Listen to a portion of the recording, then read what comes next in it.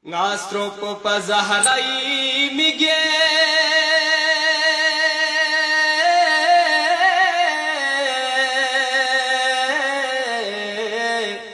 ot polar genyo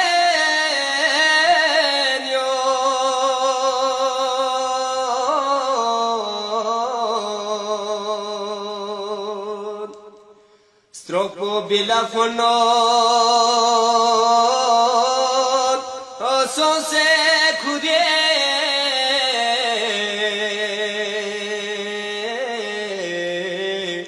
thogna khore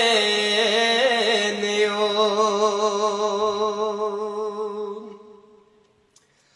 Qur'an thade yodo khala yare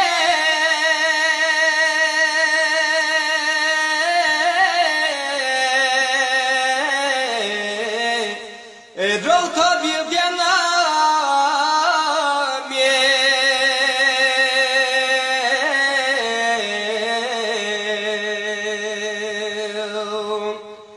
Aksa kuri thwen gomba yange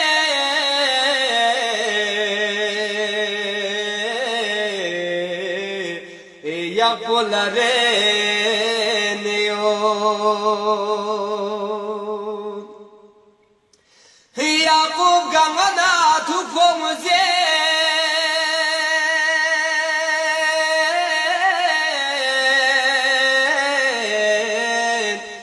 son sen ayasa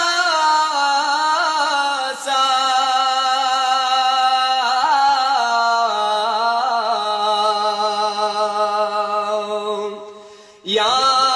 shafilame hedu galema